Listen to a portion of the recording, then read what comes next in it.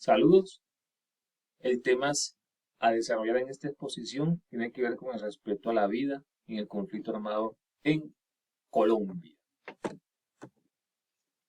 Su Defensor es un periódico de la Defensoría del Pueblo para la divulgación de los derechos humanos y en su artículo tercero, número 25, en el mes de agosto de 1995, el señor Alejandro Valencia Villa, el cual en aquel entonces era el director nacional de atención y trámite de quejas de la Defensoría del Pueblo, en su artículo, el cual lleva como título El respeto a la vida en el conflicto armado en Colombia, y tomé como base este artículo porque tiene mucho que ver con la importancia de cómo hay que respetar la vida de los inocentes en medio del conflicto armado en Colombia.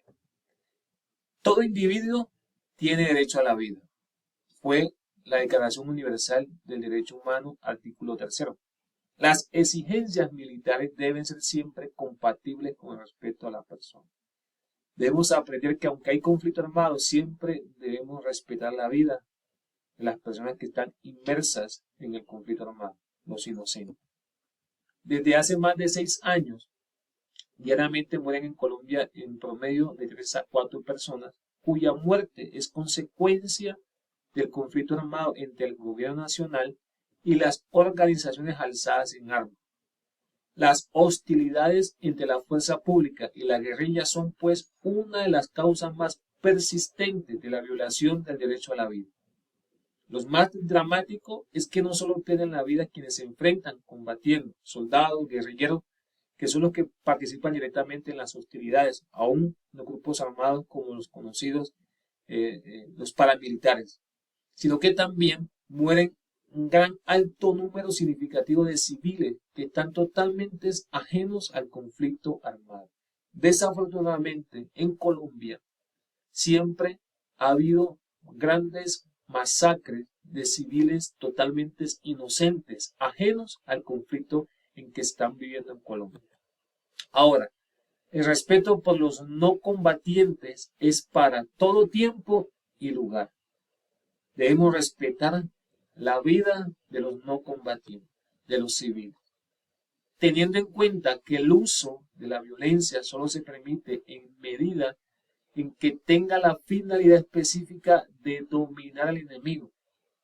El principio de la extinción.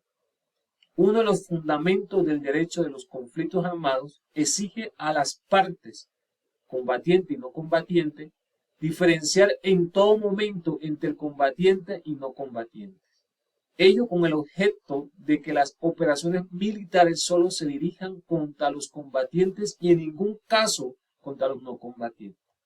En otros términos, a todo individuo que no toma por parte directa e inmediata en las hostilidades se le debe respetar su vida en cualquier tiempo y lugar. Desafortunadamente, en el conflicto armado en Colombia, este principio es desconocido, sobre todo frente a la población civil. En Colombia se dan prácticas tan recurrentes como los homicidios y la imposición de condenas sin sentencia de un tribunal independiente e imparcial. Son casos frecuentes en nuestro medio ver civiles indefensos siendo ejecutados extrajudicialmente por miembros de las Fuerzas Armadas que lo presentan luego como guerrilleros dados en baja en combate, conocidos comúnmente como los falsos positivos. O también por miembros de las organizaciones alzadas en armas que los someten a las irregularidades de procedimientos conocidos como la justicia revolucionaria o juicios populares. Y muchos de esos que caen en esos juicios, tanto de los soldados, de los paramilitares y la guerrilla, son inocentes. La distinción entre combatiente y no combatiente es la base inicial del respeto al derecho humanitario. Ahora, que las partes en conflictos hablan de humanizar la guerra mientras se alcanza la paz, un acuerdo humanitario solo puede patarse en el marco de este principio. Como lo afirmó el defensor del pueblo Alejandro Valencia Villa, nada puede acercar tanto a los combatientes como el acuerdo de sus voluntades para respetar a quienes no participan directamente en las hostilidades. Por consiguiente, todo el gobierno nacional, como las organizaciones alzadas en armas, deben abandonar la actitud de reproche frente a las conductas de su adversario y empezar a reconocer al otro, su enemigo, en el inocente ajeno al conflicto en un ser humano que tiene derecho. La Corte Constitucional dijo a propósito que la declaración de exequibilidad del Protocolo 2 adicional a los convenios de Ginebra, donde expresa la identidad que deriva de la dignidad humana, debe prevalecer sobre las diferencias que enfrentan a los combatientes.